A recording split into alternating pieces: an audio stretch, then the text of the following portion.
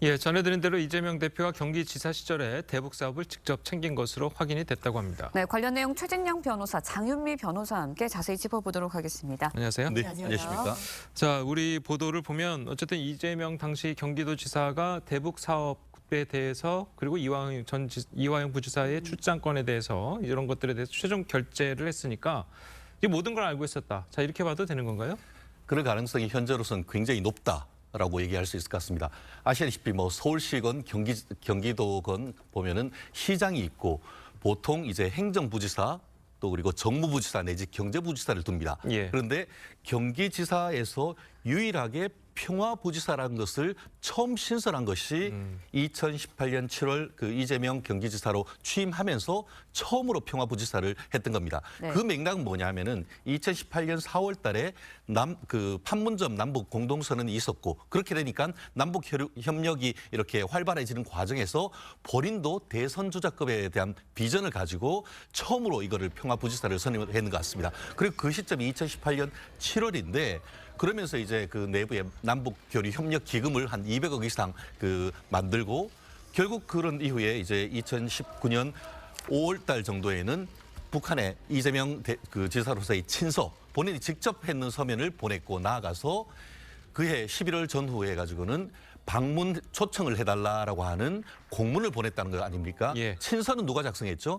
이재명 대표가 직접 작성을 했던 것이고 공문 또한 경기도지사인이 딱 찍혀 있는 건 아니겠습니까? 나아가서 그 전으로 해서 평화부지사가 해외 출장하는 것과 관련되는 것을 비롯한 모든 관련되는 서류에 최종 서류에 결재했던 내역이 이미 물증으로 나왔는 것입니다. 예. 그러다 보니까 지금 말씀하신 것처럼 과연 그렇다고 하면 거기에 적지 않은 돈이 드는데 그 돈을 어떤 식으로 이제 지원을 하고 집행할지에 대해서는 평화부지사보다는 이재명 그 당시 경기지사가 실질적인 그 결정을 했다고 보는 것이 합리적인 의심이고 수사는 그런 부분부터 지금 시작이 되고 있다 이렇게 보는 것이 우리의 일반적인 수사의 그 경과가 아닌가 생각을 합니다. 예. 네, 결국 핵심은 이재명 대표가 대북 송금 사실을 알았는지 그 여부인 것 같습니다. 일단은 경기도 내부 문건에도 결재한 사실이 확인이 됐고 김성태 전 회장의 진술에도 나와 있습니다. 그렇다면 전 좀 질문을 바꿔볼게요.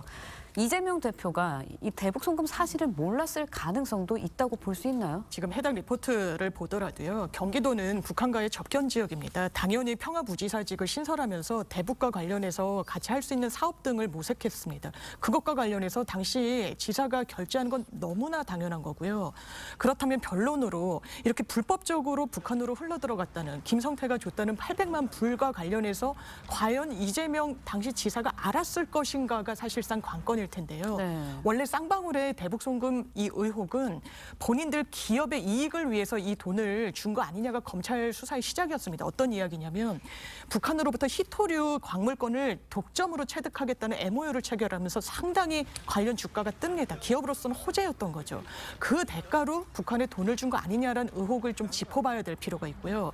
지금 스마트팜에 500만 불 줬다는 겁니다. 예. 이재명 대표의 방북 비용으로 300만 불 줬다는 건데 이 스마트팜 같은 경우에는 경기도에서 추진했던 사업인 건 맞습니다.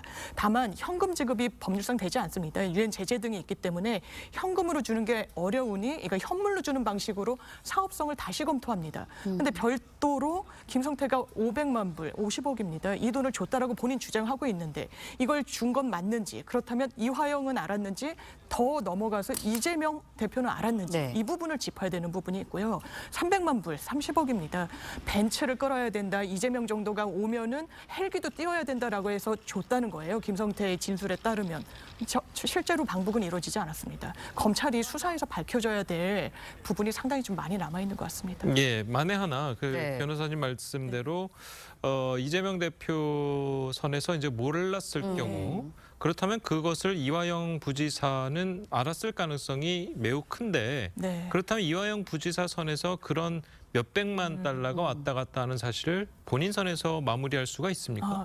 일단 이게 불법적인 돈이란 건 너무나 공지의 사실 아니겠습니까? 네. 그렇다면 지금 나오는 발언을 보면 이화영 당시 부지사 같은 경우에는 아니 북한에서 500만 불을 달라고 한다라고 김성태 전 회장이 좀 이제 불만을 표시하니까 이거 한번 뭐 투자 개념으로 그냥 줘라 뭐 이렇게 얘기했다라고 구체적으로까지 나오고 있어요. 그렇다면 본인이 완전히 몰랐다라고 하는 부분과 관련해서 이게 과연 검찰을 설득시킬 수 있을지는 한번 관건이고요.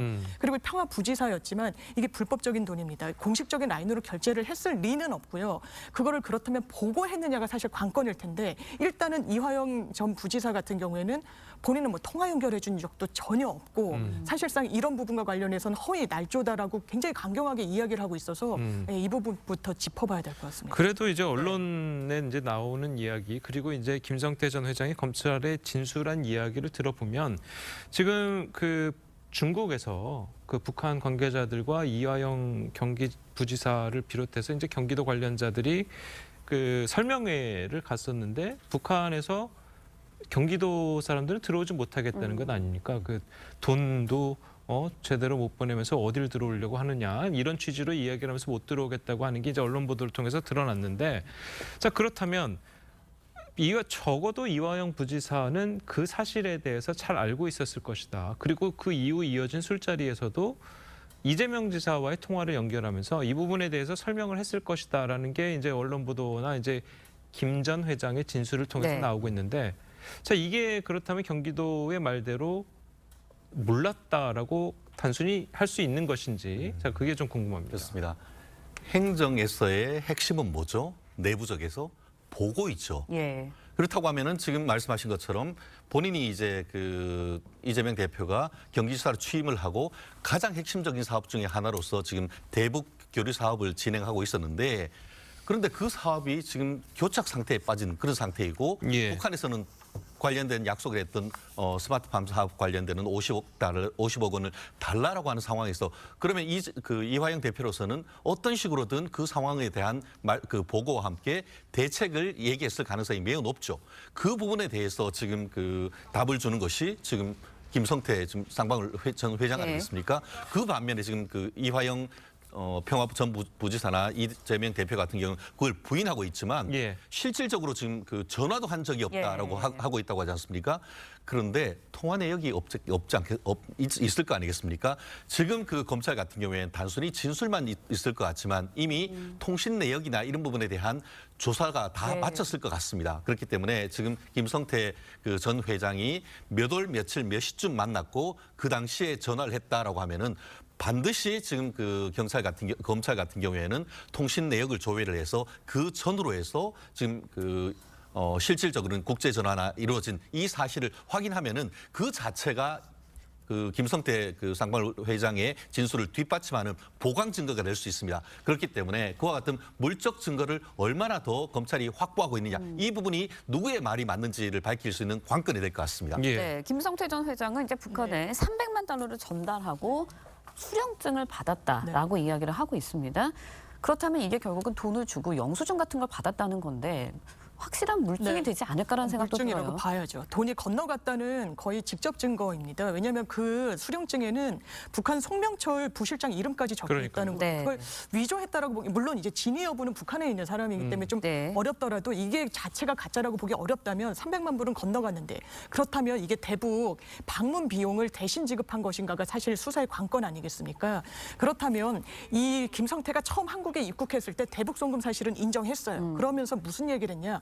내가 속았다라고 얘기했습니다. 지금 이 맥락을 보면 누구로부터 속았을까? 북한으로부터 속았다는 전제가 있어 보입니다. 왜냐하면요. 리호남이라는 대남 공작원이 이재명이 오려면 정말 뭐 벤츠 헬기 다 동원해야 된다. 돈이 이만저만 드는 게 아니다라고 얘기를 해서 500만 불을 300만 불로 깎아서 보내줬다는 건데 실제로 이루어지지도 않았어요. 그때 이재명 당시 지사가 북한을 방북할 정치적 요인이 많았다고 이야기하시지만요.